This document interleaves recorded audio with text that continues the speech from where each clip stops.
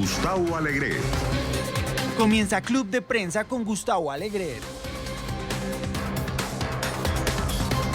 Estas y otras cuestiones de la actualidad de hoy que vamos a analizar en esta mesa de trabajo con quienes ya nos acompañan. Con Mariano de Alba, es abogado, es especialista en relaciones internacionales. Mariano, muy buenos días. Buenos días, Gustavo, muchas gracias. Por estar con nosotros. Y con Sebastián Fest. Hoy le damos la bienvenida a este periodista que trabaja como corresponsal de El Mundo de España en Argentina y también como columnista de Infobae. Sebastián, bienvenido. Un placer, Gustavo. Gracias por estar con nosotros en esta mesa de trabajo, un día en el que la actualidad nos lleva a, si me permiten la ligereza, llevarnos las manos a la cabeza, ese proceso de paz que queda en entredicho tras la aparición de ese vídeo del que le dábamos buena cuenta en el informativo de la mañana y en el que se ven a los líderes de las FARC que dicen vuelven a las armas. Iván Márquez, acompañado de otros guerrilleros, crean una nueva facción para volver a la insurgencia. Dicen que la paz ha sido traicionada. El gobierno de Iván Duque ganó las elecciones prometiendo revisar esos acuerdos de paz y aplicar paz con legalidad, siendo muy crítico con el acuerdo firmado por el anterior presidente colombiano Juan Manuel Santos. Ahora volvemos a una situación en la que Colombia ya había vivido y que miraba hacia adelante pensando que una facción de las FARC no volvería a cometer esas atrocidades, pero Mariano, vemos que las FARC han dicho la paz traicionada, así no queremos y volvemos a las armas. Sí, bueno, creo que es un hecho bastante grave, preocupante, ¿no? Pero sin duda alguna estamos en las primeras fases, ¿no?, de la noticia, todavía no se sabe el alcance. Creo que uno de los asuntos más interesantes de ese vídeo que ha circulado es que no es muy numeroso el grupo que aparece allí con Iván Márquez dando ese mensaje. Aparentemente, según ha trascendido, la gran mayoría de quienes depusieron las armas, miembros del grupo terrorista FARC, siguen desmovilizados y creo que ahorita entramos en una fase de que las autoridades del gobierno de Colombia van a tener primero que evaluar realmente qué tan numeroso es ese grupo, dónde se encuentra. Hay informaciones que sugieren que no se encuentran en Colombia, sino que se encuentran en territorio venezolano, o al menos están entre la frontera entre Colombia, Brasil y Venezuela. Y a partir de allí, pues creo que los términos del acuerdo siempre han estado muy claros, en el sentido de que lo que ahora corresponde es que este grupo, que básicamente es el grupo desertor, pues entonces el gobierno colombiano tiene la legitimidad y las herramientas para buscar reprimirlo y llevar a esas personas a la justicia, ¿no? Hay que ver cuál es la respuesta del gobierno de Iván Duque, sobre todo hacia el grupo que se mantiene respetando los términos del acuerdo. O sea, ¿va a significar esto que caiga todo el acuerdo o va a privar quizás la posición más intermedia donde el acuerdo, la gente que respeta el acuerdo, pues eso va a continuar y pues sí se va a volver a una política de fuerte represión hacia ese grupo, ¿no? Hay que ver cómo se desarrollan los hechos en las próximas horas y en los próximos días, pero sin duda alguna es un día triste para Colombia porque bueno, un acuerdo que los ponía un poco más cerca de un clima de paz ha fracasado.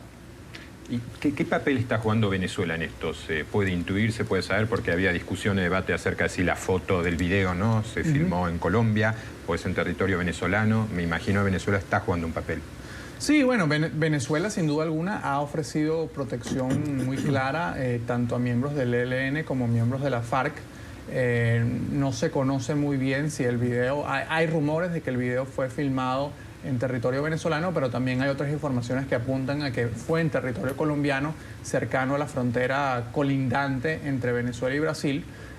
Yo creo que el régimen de Nicolás Maduro está apoyando a esos grupos, hay indicios de que así es, pero al mismo tiempo, si evaluamos la respuesta del gobierno de Iván Duque, pues esa situación muy grave se ha quedado en una situación de denuncia, ¿no?, de denuncia que eso está ocurriendo, cuando desde mi punto de vista, que si esa es una realidad, pues toca al gobierno de Iván Duque convocar a los organismos de la comunidad internacional, principalmente la OEA y la ONU, y tratar de definir con otros países qué medidas van a tomar en respuesta a eso. Claro, y además aquí hay un tema también de hasta qué punto esta decisión que toman este grupo, que si bien es pequeño, puede generar o inspirar a los que se habían apuntado al proceso de desmovilización y que ahora pueden tomar la decisión de decir, no, yo no sigo con este proceso de desmovilización y me sumo. ¿Crees que va a ser influyente? Bueno, eso me parece que es la gran pregunta, ¿no? ¿Hasta qué punto este grupo tiene la suficiente influencia como para generar una especie de efecto dominó, ¿no? Creo que los ojos están muy puestos en Colombia porque un acuerdo de paz con una organización guerrillera después del drama de tantos años que vivió Colombia siempre es una buena noticia, y ver que esto pueda empezar a caer es un dato muy preocupante, pero por lo que intuyo lo que decís, tenés la impresión de que este grupo podría terminar encapsulado y no generar ese efecto dominó. Sí, porque, a ver, ahora va a ser un momento clave donde vamos a ver, por ejemplo, cómo se entregaron todas las armas. Siempre surgió el gran debate o la gran duda de si había muchas armas escondidas y que no habían entregado la totalidad de las armas. Si eso fue así, pues ahora ese grupo va a realmente a poder estar armado.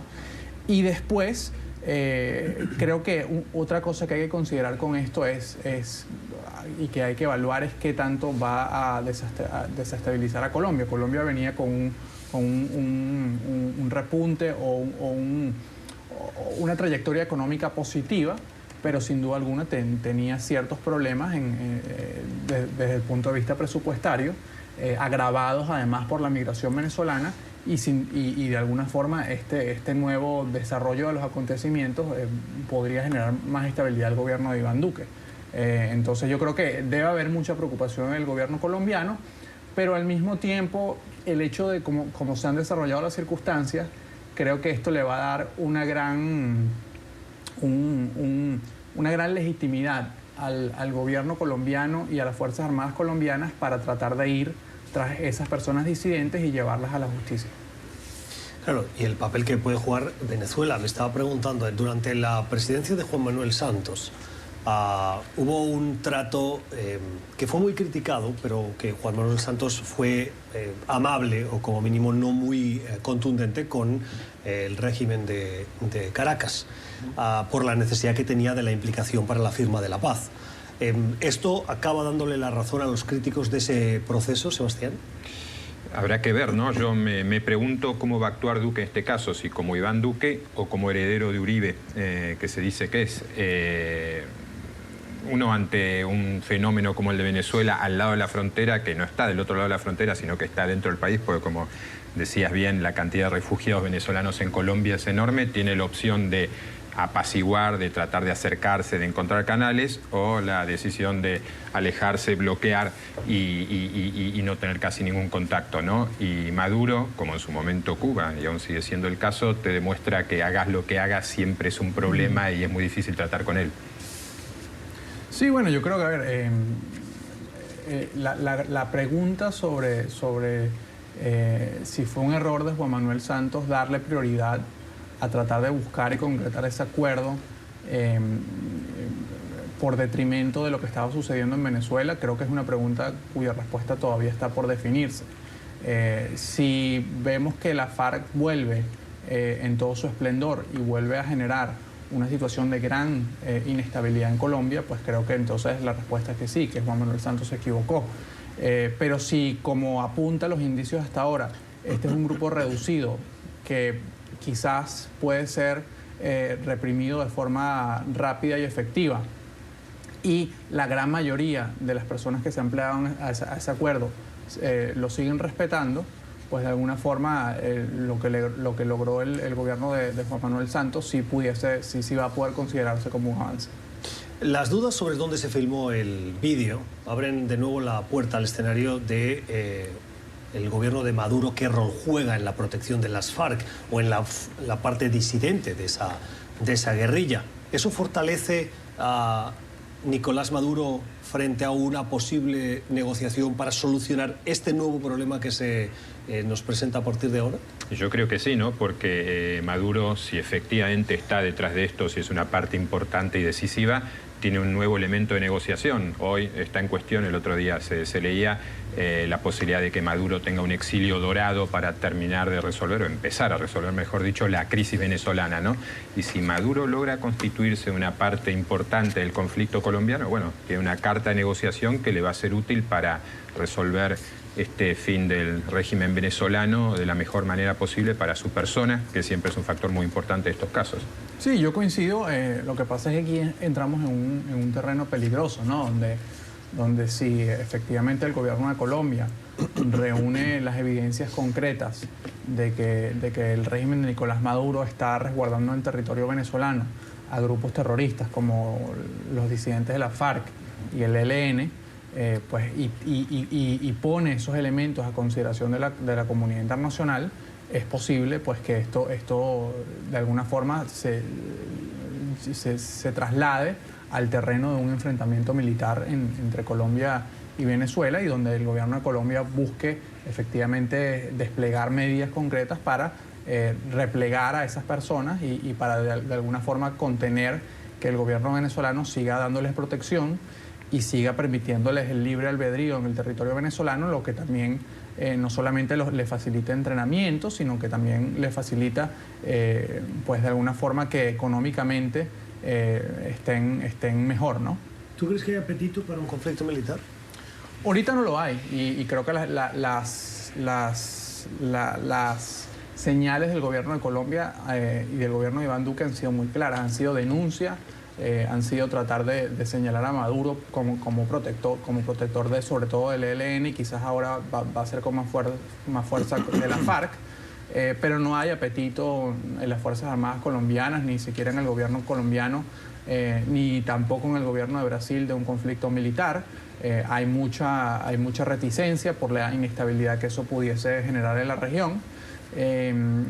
Pero, a ver, aquí estamos viendo un desarrollo de unos elementos nuevos que son muy preocupantes, y en la medida en que estas situaciones generen una mayor inestabilidad, pues va a ser difícil, o cada vez es más difícil para el gobierno colombiano justificar por qué no está tomando medidas para replegar a estos grupos terroristas que de alguna forma están siendo protegidos en el territorio de su país vecino. Sebastián, tu opinión y cerramos. No, muchos analistas dicen que Estados Unidos no ha tenido un plan B en el caso de la crisis venezolana, ¿no? Y me pregunto, la pregunta es abierta, también antes del diario El Lunes, ¿qué es lo que debería hacer Estados Unidos en este caso de la crisis colombiana? ¿Cómo actuar? ¿Cómo imaginamos que podría reaccionar Trump? Porque ese es también un factor decisivo en lo que pueda pasar en las próximas semanas. Sí, no, yo creo que está abierto, ¿no? Y creo que, a ver, no lo dije antes, pero también no hay un apetito para un enfrentamiento ni para un conflicto militar por parte del gobierno de Estados Unidos. Más bien la política de Trump ha sido tratar de cerrar conflictos que estaban abiertos cuando él llegó a la presidencia. Pero yo creo que ahí mucho depende de la posición que tome el gobierno de Colombia. Hasta ahora el gobierno de Colombia ha sido muy conservador, ha tomado una posición de denuncia comunicacional, retórica, pero si el gobierno colombiano, si el gobierno de Iván Duque dice es necesario pasar a una fase de un mayor enfrentamiento militar, pues como ha sido históricamente, va a solicitar la asistencia de Estados Unidos, y muy probablemente el gobierno estadounidense se la proveerá. 3:43 de la tarde en Londres, el día en el que crece la polémica por la decisión del primer ministro británico Boris Johnson de pedirle a la reina la suspensión del Parlamento. Una suspensión con la que pretende evitar que el Parlamento se convierta en un problema para su idea de confirmar o consumar la salida del Reino Unido de la Unión Europea, que tiene la fecha máxima, la fecha límite del 31 de octubre. Mariano, ¿es un gesto que contribuye a buscar soluciones? Creo que es un gesto preocupante, ¿no? Yo no lo llamaría antidemocrático ni anticonstitucional, porque sí está claro que el ordenamiento jurídico inglés permite esta medida. Usualmente esta medida se lleva adelante cuando un gobierno de turno quiere presentar una nueva agenda legislativa, de alguna forma para acelerar los tiempos en que se avancen en algunos temas. Pero yo creo que en este caso es muy evidente que Boris Johnson lo está haciendo para tratar de minimizar el rol del Parlamento en lo que ya son el último mes y pico antes de que se concrete esa fecha del 31 de octubre del Brexit, ¿no? Entonces, con algún grado de razón, la oposición ha levantado las alarmas, ha dicho que esto básicamente es un duro golpe al sistema parlamentario inglés. Recordemos que el Reino Unido es una monarquía parlamentaria, pero con esta medida pareciera que es más monarquía, porque la reina es la que tiene el poder de suspender las actividades del Parlamento y menos parlamentaria, ¿no? Johnson de alguna forma responde diciendo que el Parlamento todavía va a poder tener su derecho de palabra en cuanto al Brexit, pero solamente por un lapso de 2 días, ¿no? Si contamos los tiempos de suspensión, etcétera, etcétera, lo que parece muy poco. Esta mañana, a este respecto, lo estaba viendo ahora, Jeremy Corbyn, el líder de la oposición laborista, ha dicho que el Parlamento debe, abro comillas, legislar con rapidez para prevenir una salida o un Brexit sin acuerdo, y dice que lo va a intentar antes del próximo jueves y va a intentar detener a Boris Johnson de manera política. Sebastián.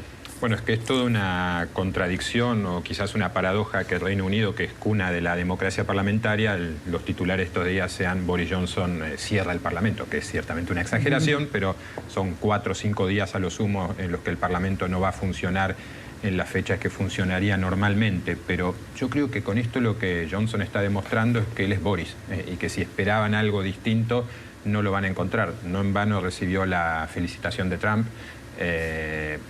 Dijo que era genial, que Boris Johnson era genial. Muy Trump, genial. Y sí, en cierta forma lo es. Decía su hermana cuando Johnson se convierte en primer ministro, que Boris Johnson en realidad no soñaba con ser primer ministro del Reino Unido, sino con ser rey del mundo, ¿no? Y eso da una medida, una dimensión del personaje. La oposición, bueno, está en una situación muy complicada porque lo que Johnson hace es achicarle los plazos, acortarle los plazos, y parece improbable que se logre armar una amalgama de todos los partidos de la oposición para lograr aquello que algunos mencioné en estas horas, que es una moción de censura. Sí, yo creo que el escenario más probable, el que estamos caminando en este momento, es que el Parlamento no llegue a un acuerdo, no pueda hacer nada. Lleguemos a esa fecha del 31 de octubre y muy probablemente el Brexit que se concrete va a ser un Brexit sin acuerdo.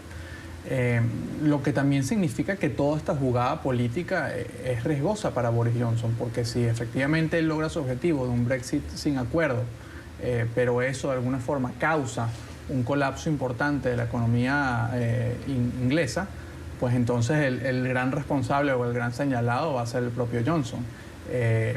Europa básicamente lo que ha hecho en las últimas horas es mirar y sonreír, ¿no? Como diciendo, este problema no es nuestro. Nosotros nos mantenemos en nuestra posición de El titular del país es: la Comisión Europea acoge con frialdad la decisión de Boris Johnson de cerrar el Parlamento. Sí, o sea, a ver, Europa básicamente ya de alguna forma está cansada del problema del Brexit.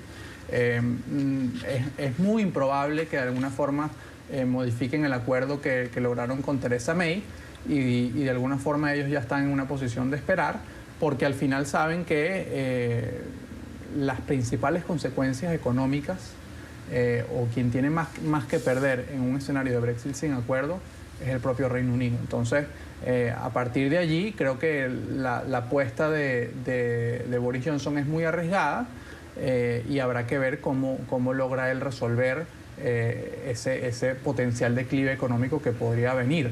Una alternativa que ya se ha abierto y que trascendió los últimos días en la reunión del G7 en Biarritz es que el propio presidente Donald Trump ha dicho que Estados Unidos y el Reino Unido van a negociar y firmar de forma muy rápida un acuerdo de libre comercio.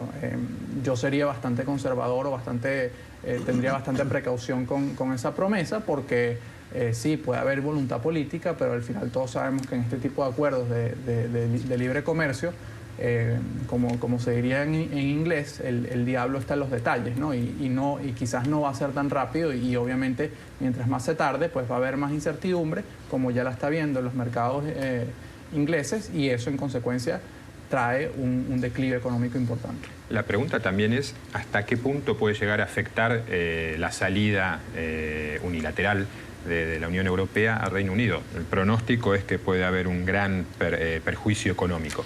Y si después no lo es tanto, es decir, cabe esa posibilidad, porque es una historia que viene de largo, de la que se viene hablando mucho, muy enrevesada, y quizás no termina afectando tanto. Lo que es cierto es que Europa está cansada de Reino Unido, de Boris Johnson. Claro, pero aquí el tema de fondo también, y es el que más temen los ingleses o los ciudadanos del Reino Unido, es qué pasa con su propio país. Escocia votó en contra de su referéndum de independencia para permanecer dentro de la Unión Europea. Antes del Brexit, nadie se esperaba que el Brexit iba a triunfar. Ahora se encuentran con el dilema de que votaron para quedarse y quedándose están fuera. Y dos, la frontera de Irlanda con Irlanda del Norte. El Reino Unido no quiere una frontera real, dura. Y la Unión Europea dice que sí. Si hay un Brexit sin acuerdo, van a poner esa frontera. Eso altera los acuerdos del Viernes Santo de paz de Irlanda del Norte y abre la puerta a un posible referéndum, como está contemplado en esos acuerdos, de qué hace Irlanda del Norte con su futuro. Y el Reino Unido sí es una democracia que permite esos referéndums. Entonces, el Reino Unido puede acabar con Boris Johnson como el último primer ministro del Reino Unido, porque Escocia decida una cosa y Irlanda del Norte decida otra. Ese es un temor que la sociedad británica también debería valorar. Hay que hacerle un homenaje a David Cameron, ¿no? Seguramente ni él mismo pensó las consecuencias que podía llegar a tener. Yo he oído muchas veces esa crítica a David Cameron por haber convocado ese referéndum del Brexit. David Cameron actuó ofreciéndole la palabra a los ciudadanos. Yo creo que el gran problema fue la campaña de mentiras que se utilizaron para argumentar las posiciones de a favor y en contra del Brexit. Los partidarios de quedarse dentro de la Unión Europea no le dieron importancia a ese referéndum y fallaron, y eso es una autocrítica que tienen que hacer. Y los que defendieron el Brexit lo hicieron con mentiras y también infundieron miedo en la sociedad. Por lo tanto, yo creo que la culpa no fue de Cameron, la culpa yo creo que fue de las campañas y de la irresponsabilidad de los dos lados, de los que no le dieron importancia y de los que utilizaron la mentira como argumento para ganarlo. Pero también es cierto que Cameron utilizó ese referéndum o pesó ese referéndum como una conveniencia política para consolidar su figura, para ganar más peso. Y yo digo, cuando uno convoca referéndum de esa envergadura, también tiene que preparar bien la campaña, ¿no? No pensar que eso va por sí solo. Y fue en una época, pasó también con Italia, que creo que es un tema del que vamos a hablar, que Renzi convoca un referéndum y no funciona. Las opiniones hoy en este Club de Prensa con Sebastián Fest y con Mariano de Alba. Vamos a la primera pausa. Esto es Club de Prensa. Seguimos en Club de Prensa, hoy con Sebastián Fest, que es corresponsal del diario El Mundo en Argentina, y con Mariano de Alba, que es abogado, experto en relaciones internacionales. Sebastián, en Argentina las cosas están movidas después de las primarias de las PASO, que supusieron un duro golpe para Mauricio Macri. Todo el mundo da por hecho que Alberto Fernández va a ganar las presidenciales si nos atenemos al resultado de esas primarias, que nadie se esperaba una victoria tan contundente del peronismo kirchnerista, si se puede decir así. En las últimas horas, en las últimas semanas hemos visto la toma de decisiones económicas por parte de Macri para rebajar el impacto que ha generado esa incertidumbre tras esas primarias y la expectativa de que el peronismo pueda volver al gobierno. Pero además vemos como Hernán Lacunza, que es el nuevo ministro argentino de Economía, ha anunciado que va a renegociar con el Fondo Monetario Internacional los plazos de su deuda. ¿Qué está pasando en Argentina? Está pasando de todo, ¿no? Y Argentina tiene una tradición de no pagar sus deudas. Bueno, recordamos el default de hace casi 20 años. Esto está muy lejos de ser el caso, pero lo cierto es que Lacunza, que asumió el cargo hace apenas 11 días, anunció ayer que reperfila, fue la palabra que utilizó, los vencimientos de la deuda. Va a pagar una serie de bonos más tarde de lo previsto y se va a sentar con el Fondo Monetario Internacional, ya se los dijo, para estirar los plazos de pago.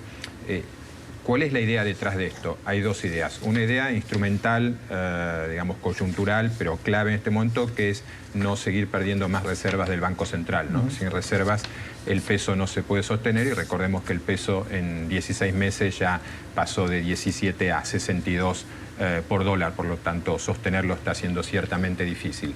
La otra idea central es lo que dijo un funcionario de Macri en las últimas horas: vamos a hacer todo lo que sea necesario para que no nos volteen.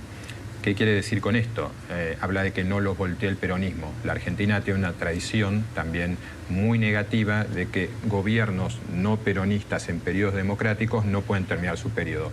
El último gobierno no peronista que completó su periodo fue el de Alvear en 1928, es decir, pasaron 91 años. En este periodo democrático de ya 36 años, ni Alfonsín, radical, pudo terminar su mandato, ni de Rúa, radical, tampoco, y siempre llegó un peronista.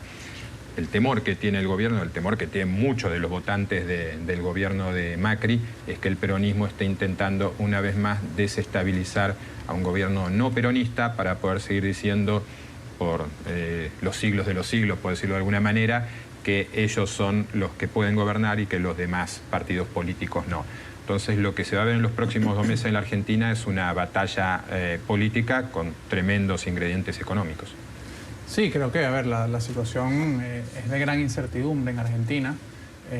Está por un lado la parte política, en donde, pues como tú lo decías, Gustavo, todo apunta a que va a ganar la fórmula de Alberto Fernández y Cristina Fernández de Kirchner. Se ve bien difícil, ¿no? Se ve improbable que el gobierno de Macri pueda revertir los resultados de las PASO, y además que los resultados de las PASO han venido,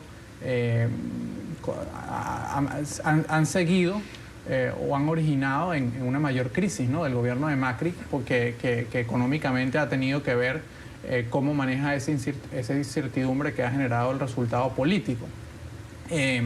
Efectivamente, en el tema económico, la gran discusión ahora es cómo va a quedar o cómo queda el acuerdo con el Fondo Monetario Internacional, y el gran tema de las reservas, ¿no? Las reservas, recordemos que el gobierno de Cristina Kirchner las dejó en niveles muy bajos, pero con el gobierno de Mauricio Macri se han recuperado. Y quizás la gran pregunta, y de hecho ya en las últimas horas tuvieron que usar parte de las reservas para estabilizar un poco el peso, la gran pregunta es cuál va a ser la política económica del gobierno de Mauricio Macri en estos últimos meses con el tema de las reservas internacionales. ¿Las va a usar para tratar de estabilizar la economía y que eso a su vez le permita llegar a las elecciones con mayores posibilidades? ¿O la política va a ser de tratar de ver a qué tipo de acuerdos puede llegar con el Fondo Monetario Internacional, extensión de plazos, etcétera, etcétera? Buscando también de tratar de sentar, pienso yo, un precedente económico positivo de que el uso de las reservas tiene que hacerse con criterio y con mucho cuidado, pero también es verdad que si llega Alberto Fernández, muy probablemente van a aprovechar esas reservas que deja de alguna forma el gobierno de Mauricio Macri para buscar vender que con ellos la economía está en un mejor estado del que está ahora con Macri. Suele decirse que cuando el banco te presta $1 millón, el problema lo tiene uno, pero que si te prestó 100 millones, el problema es del banco, ¿no? En este caso, el problema es del Fondo Monetario, que le prestó 56 mil millones de dólares a la Argentina, préstamo más grande de la historia del organismo, y hay dificultades para pagarlo, al menos en términos. Parte de ese préstamo debe ejecutarse ahora en septiembre, son 5.400 millones de dólares que el fondo debería desembolsar. El gobierno de Macri los necesita. Pero hace 2 días Alberto Fernández, el candidato ganador de las PASO, después de reunirse con el Fondo Monetario, sacó un comunicado durísimo en el que acusa tanto al gobierno de Macri como al Fondo Monetario de generar la miseria y una catástrofe social para los argentinos. Eso fue interpretado como que Fernández, el peronismo, están buscando que esos 5.400 millones de dólares no sean desembolsados. Y si eso sucediera, la actual administración tendría un problema muy serio, y ese posible adelantamiento de elecciones, de entrega del poder, sería más factible. 11:05 en Washington, también en Caracas y en Santiago de Chile. Hay noticia de última hora en Estados Unidos. El inspector general del Departamento de Justicia, que es como la policía interna para que el funcionamiento del organismo se adecue y cumpla con la ley, ha emitido esta mañana un informe en el que acusa al exdirector del FBI, James Comey, de haber filtrado memos a la prensa con información clasificada.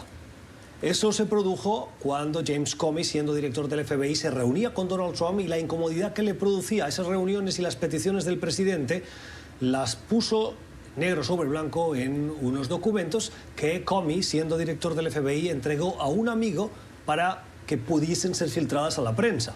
Él luego lo reconoció y ahora el inspector general del Departamento de Justicia dice que ese comportamiento viola la ley. El Departamento de Justicia, a su vez, tras dar a conocer este informe, ha dicho que no va a perseguir jurídicamente a James Comey, que es un tema cerrado. Pero políticamente parece que no va a ser un tema cerrado, Sebastián. No es un tema cerrado. Es decir, este tipo de situaciones están aflorando a Trump desde el primer minuto de su mandato, ¿no? Él se siente, y lo ha dicho, rodeado de gente a veces a la que acusa de ineficiente, gente a la que acusa de traidores. No debe ser fácil gobernar así, tampoco debe ser fácil ser funcionario de Trump, me imagino, ¿no? No sé si quisieras estar en ese lugar. No, a ver, yo creo que esto... En el fondo le da la razón al presidente Trump. A ver, esto va a ser... de esa conspiración que él defiende que existe en su contra del Estado profundo, del Deep State. No, totalmente. O sea, a ver, la gran implicación de este reporte es que esto va a ser utilizado por Donald Trump. Me extrañaría si ya no existe un tuit al respecto. No lo hemos visto. Va a ser vamos a mirarlo, vamos a mirarlo. Va a ser utilizado básicamente diciendo, mire, efectivamente, fíjense que este señor James Comey, que fue director del FBI al principio de mi mandato, tenía una intención política de debilitarme, y este informe así lo confirma. Y por lo tanto, como tú decías, Gustavo, esto confirma que hay una campaña en contra de mi gobierno dentro del propio gobierno de Estados Unidos, ¿no? James Comey ha dicho que la razón por la cual él filtró esos documentos era para tratar de alguna forma proteger el rol del Special Counsel, que obviamente cuando él salió al gobierno estaba iniciando sus labores, y también estaba esa gran duda sobre si Donald Trump iba o no a destituirlo.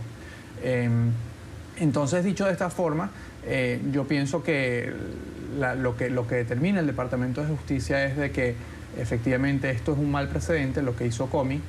No debería repetirse la filtración de secretos de Estado, y de alguna forma refuerza lo que ha venido diciendo Trump, en el sentido de que estas filtraciones no se hacen por el bien común, sino se hacen con un trasfondo político, que es debilitarlo a él. Entonces, ¿será eso un aspecto determinante de la campaña presidencial? Yo creo que especialmente desde el punto de vista retórico, ¿no? Y va a ser algo que va a hacer ruido y con la base de Trump, pero no creo que el votante indeciso, que el votante intermedio, que el votante independiente vaya a definir su voto en las próximas elecciones presidenciales en Estados Unidos como consecuencia de este asunto. Pero siento que la campaña del 2016 sentó una... Cada campaña tiene su retórica, su batalla de ideas, que se centra normalmente en una idea fuerte.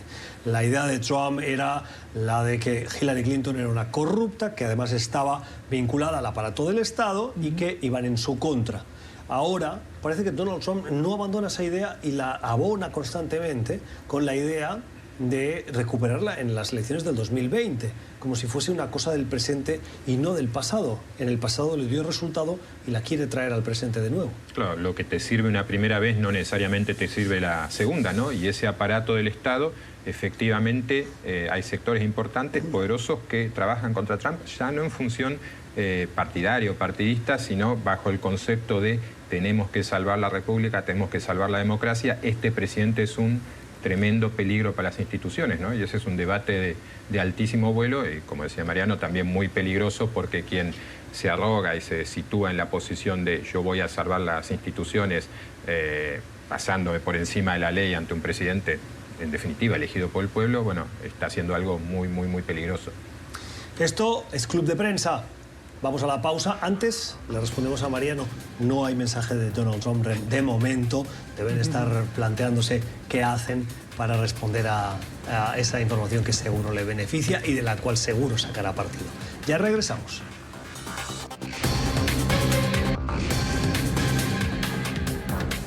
...12 y 14 minutos en Brasilia, también en Montevideo y en Buenos Aires.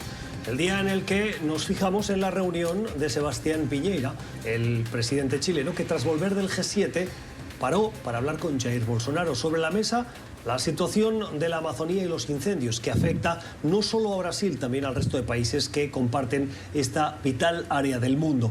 Acordaron y avanzaron en los detalles para una cumbre amazónica en la que participarían los países que comparten esta biodiversidad, esta riqueza, entre los cuales está Colombia, está Perú, está Bolivia, está Argentina en su zona norte, también Venezuela.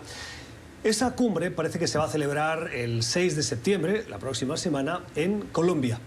Todos participarán excepto Nicolás Maduro. ¿Qué tenemos que esperar de esta cumbre?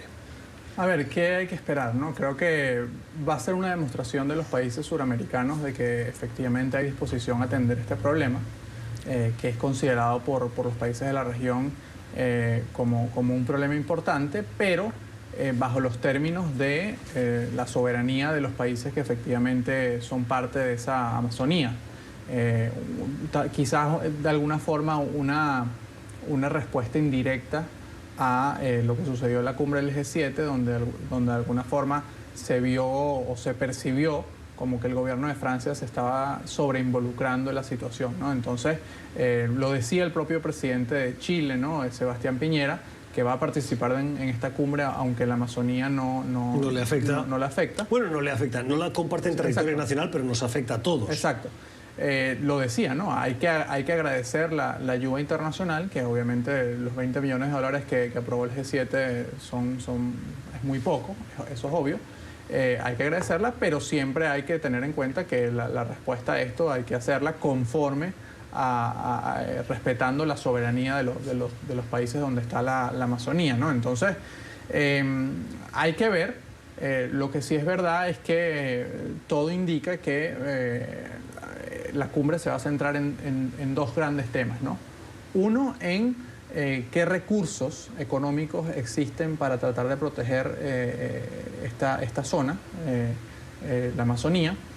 Y dos, pues qué acuerdos mínimos se pueden llegar, qué medidas se pueden llegar para tomar medidas para proteger la Amazonía. Recordemos que hay algo que quizás con todo lo que sucedió en los últimos días se nos olvida, y es que efectivamente el gobierno de Jair Bolsonaro llegó a la presidencia prometiendo de alguna forma disminuir las protecciones y las regulaciones del medio ambiente para fomentar, para promover el desarrollo económico de Brasil, ¿no? Entonces creo que esa es otra gran discusión que se va a dar y que está quizás es el centro del debate, es hasta qué punto puedo disminuir o rebajar las protecciones al medio ambiente en pro de mi desarrollo económico. Eso también le ha pasado a Bolivia.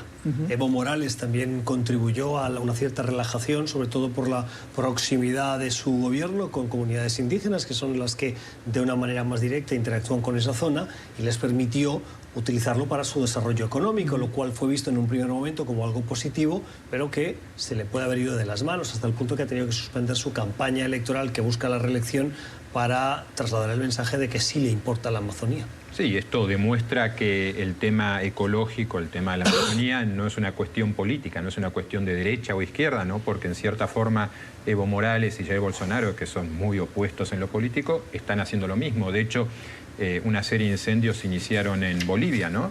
Porque el problema de los desmontes, de la tala, para el desarrollo económico es viejísimo.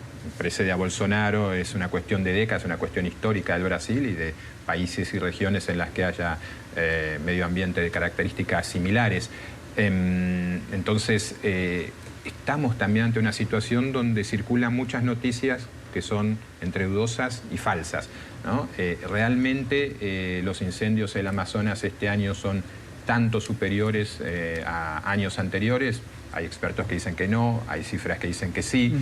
Y es pasto de la demagogia, es decir, un debate donde Bolsonaro le dice al presidente de Francia, en vez de mirar al Amazonas, ocúpese de su país, que no fue capaz ni de controlar el incendio de una catedral en el centro de París, y donde Macron le responde que faltó a la verdad en la cumbre de Osaka. Bueno, no beneficia a nadie y en definitiva pone en peligro muchas cosas de lo que son las relaciones internacionales. Por eso me parece muy positiva esta cumbre impulsada por un presidente de un país que es lo menos amazónico que puede haber, como es Chile.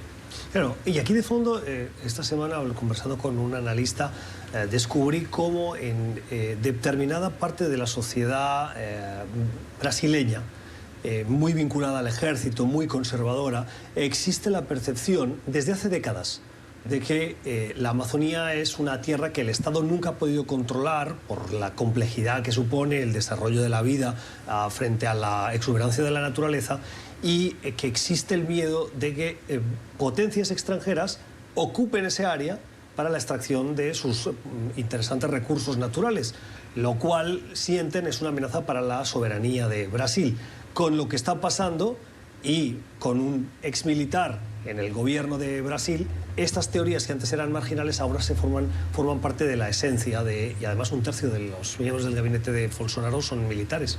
Sí, a ver, yo creo que es clarísimo que en ese debate en particular no debería haber discusión en que la solución a este problema pasa por lo que decidan los países en donde se encuentra la Amazonía. Es decir, la soberanía de esos estados tiene que ser respetada, pero al mismo tiempo, y hablando un poco de lo que comentábamos, está clarísimo que quizás lo que ha cambiado, yo coincido en que el daño al medio ambiente es algo que tiene su tradición ya, pero quizás lo que yo veo que ha cambiado es que cada vez hay una mayor concientización en el mundo, o en algunas partes del mundo, sobre la protección del medio ambiente. Veíamos a esta joven que ha cruzado el Atlántico para ir a una cumbre en Nueva York, en un velero, tratando de limitar sus emisiones de carbono. Entonces, de alguna forma, los países de la Amazonía están más vigilados hoy que nunca por el resto de la comunidad internacional, porque de alguna forma la comunidad internacional interpreta que un daño extensivo a esa zona pues también va a tener sus impactos en el resto del mundo.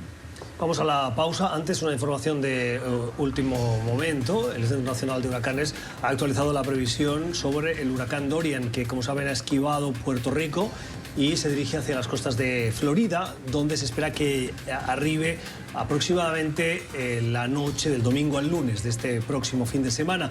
Dice que tiene potencial de ser un huracán categoría 4. Hasta ahora se trabaja con la idea de que era un huracán, o que podía ser un huracán de tipo 3. En la escala de 5 la aumentan a 4. Se va fortaleciendo ese huracán. Pausa y regresamos.